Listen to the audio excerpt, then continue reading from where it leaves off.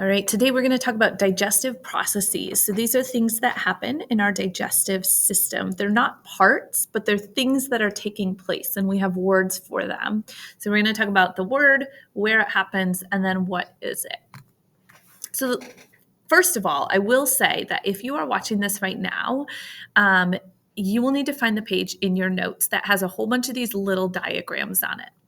With this page in your notes that has all these little diagrams, we have a cutout that we cut out in class to make little flaps that go over these people. And that's where we're writing these definitions. Now, if you don't want to get those flaps from me, you can just write the definitions on there. Some of them are really short, like this one. Otherwise, you can just grab the flaps from me tomorrow, and I'll show you how to paste them in so that you've got spots to write the definition. So the first thing we have is ingestion. You'll see the word in front of ingestion, and this just means putting food into the mouth. So on all of these, what we're going to do is we're going to write a definition. We usually write that below the flap, and then we're going to color in. So if you have a highlighter or marker or something, you can just color in the mouth since that's where ingestion takes place.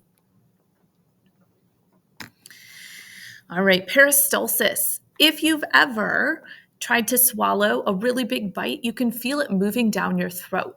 You're not actually moving it. What's happening are these little tiny muscles along your digestive tract, your esophagus, are moving it down through to your stomach. Now, if we didn't have these little muscles along the small intestine, the large intestine, the stomach, our food wouldn't be able to travel. Okay, it's not going to be able to be pushed along. Gravity can take it so far, but if we look like our intestines here, like food has to travel up or over in different directions. So muscular contractions are called peristalsis, and they move food throughout the digestive tract. So when we grab our color or a marker to color this, we're going to start with the esophagus. Now, we swallow food. That's like voluntary muscles. We're talking about involuntary stuff. So stuff that happens automatically, these little muscle contractions through the rest of the system.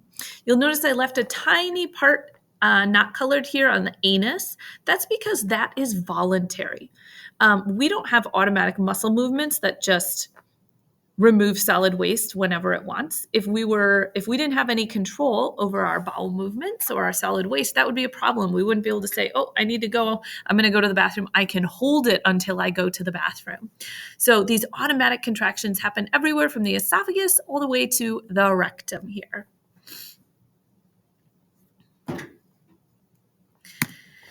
Mechanical digestion. Mechanical means using force. So physically chewing, chomping to break things up, or squeezing and churning. This is what churning is. It's like mixing.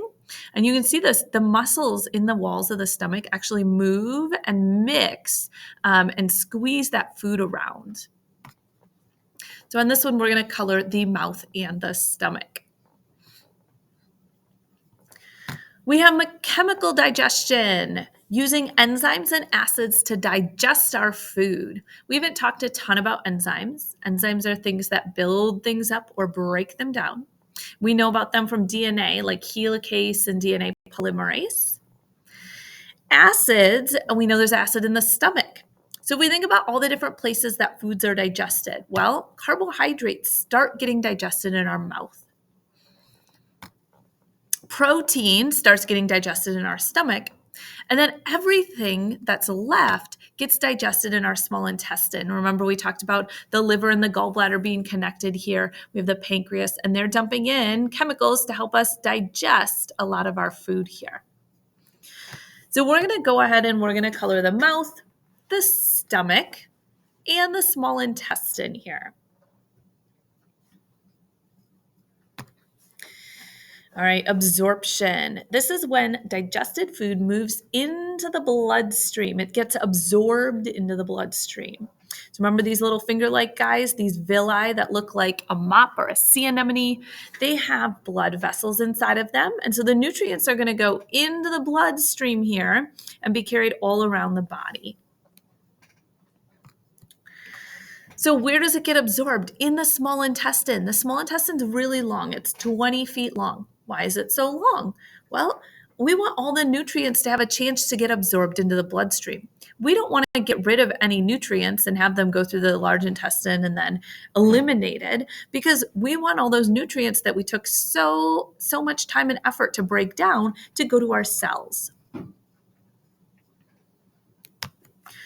All right, storage. Where do we store things in our digestive system? Well, we store bile and we store solid waste. So feces is just a name for poop or solid waste. You could change that and write that here. I don't believe we use this word on a test. But when we're talking about storing things, there's lots of different places we can store things in our body. These are just two of them. The gallbladder that stores bile. Remember, bile takes big fat molecules and breaks them into smaller droplets so they can be digested better. And then the rectum is storing solid waste before it's eliminated. And then last one, elimination, the removal of waste. So this is just when solid waste leaves the body, and we're going to color the anus on that.